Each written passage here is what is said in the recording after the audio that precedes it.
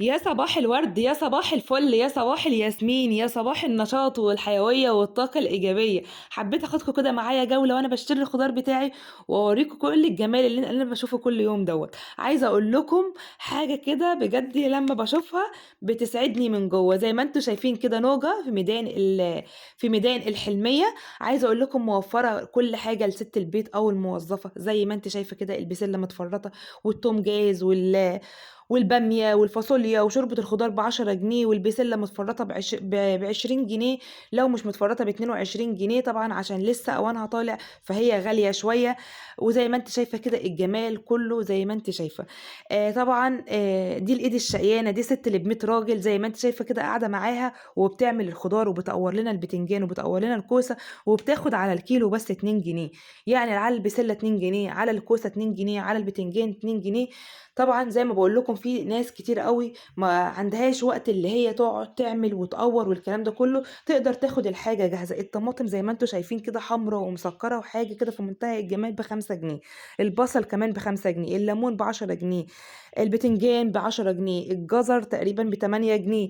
عايزة أقول لكم أسعارها حلوة جدًا، البطاطس ب8 جنيه، الفاصوليا الخضرا كمان ب10 جنيه. وعندها الكرنب وعندها البتنجان، عندها كل حاجة صراحة بتخلّيني أو بتوفّر لي اللي أنا ما أروحش السوق وأركب مواصلات وأروح مكان كبير علشان أجيب أي خضار أنا عايزاه. زي ما أنتم شايفين كده وحواليها برضه ناس ربنا يكرمهم كلّهم يا رب ويرزق الكل يا رب كده واحد شقيان على أكل عيشه. خلاص بعد كده روّحت خدت البسلة بتاعتي، جِبت كده كيس بسلة، طبعًا أول مرّة أجيبها في أوانها لمّا طلعت، فجري كده ريقي كده جري عليها لمّا شُفتها صراحة متفرّطة كده وشكلها حلو جدًا في قلب الكيس. جِبت كيس بسلة، وطبعًا جِبت كيلو جزر، خدت كده حوالي نُص كيلو من الجزر أحطّه على البسلة، تقدري تحطّي واحدة، تقدري تحطّي جزرتين، تقدري تحطّي كيلو على الكيلو الجزر. طبعًا عايزة تزوّدي الكمية براحتك جدًا، في ناس كمان بتضيف بطاطس، بس أنا ما بافضّلش البطاطس لإن صراحة الجزر مسكّر جدًا بتاع الشتا. خضار الشتا حلو جدًا، جدًا، جدًا، أنا من واحدة عشاق خضار الشتا. عايزة أقول لِك الطماطم كمان حمرا وبتبقى مسكّرة جدًا، جدًا عن الطماطم بتاعة الصيف.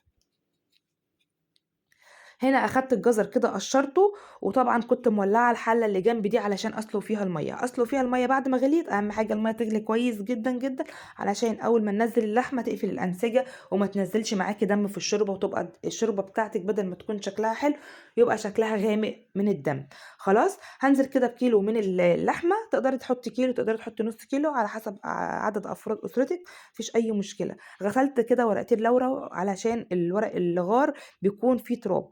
وبعدين حطيت الورق الغار، وحطيت القرنفل، وحطيت الحبهان، وحطيت كمان فلفل أسود، وكمان شوية كده بعد نُص ساعة هاحط الملح. ما باحبش أحط الملح في أول ما باسلق اللحمة أو الكوارع أو الحاجات دي، لإن إحنا طبعًا عارفين الملح بيأخّر التسوية بتاعة الحاجة.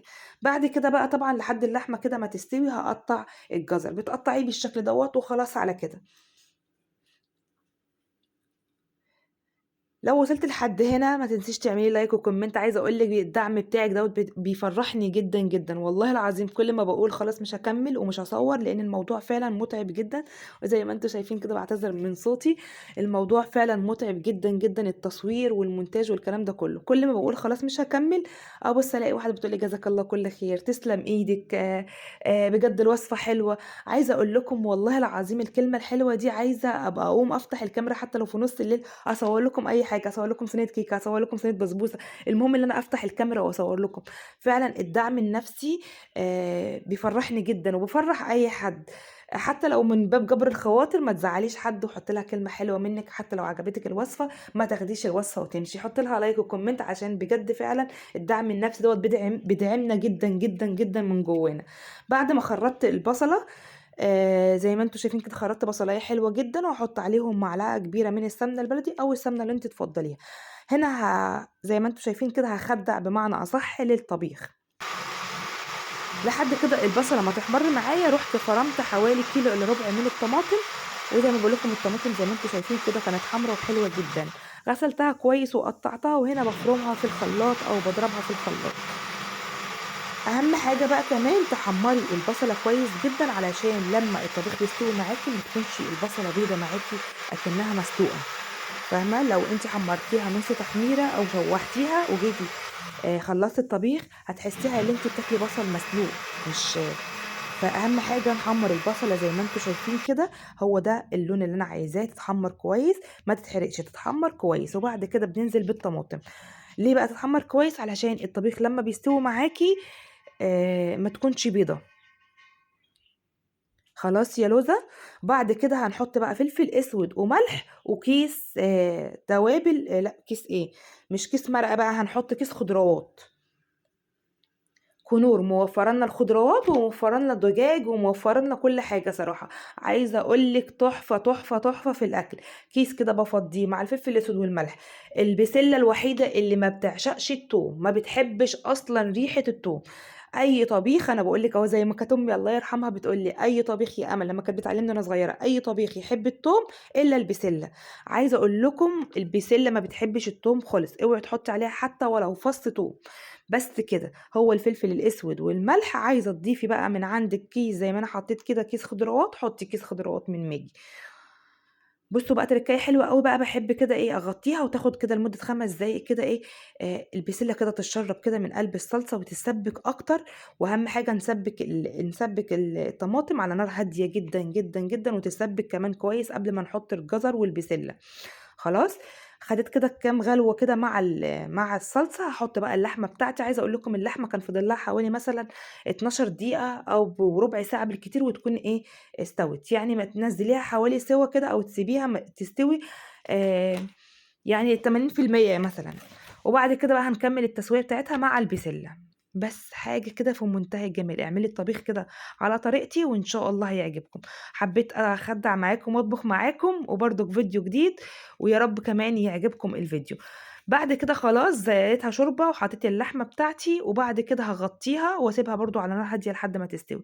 عملت شويه رز وشعريه. طبعا ما حبيتش ان انا اعمل معاكم رز وشعريه عشان الفيديو ما يطولش معاكم. وطبعا هو اصلا كده كده سهل. شويه رز بقى بالشعريه، وكمان تحطي شوربه من الشوربه اللي انت عملتيها على الرز.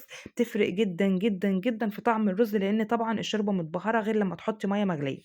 خلاص. هنا بقى كنت باكل مش قادره، يعني عايزه اقول لكم ما كنتش فطرت. جيت بقى على الساعه تقريبا كانت الساعه 2، واقفه هنا باكل. بس خلاص بقى مش هطول عليكم وهقعد اكل بقى مع نفسي على السفره. بس عايزه اقول لكم بصوا الاكل مولع، بس كان تحفه بقى ولا شويه المخلل. والسلام عليكم ورحمه الله وبركاته.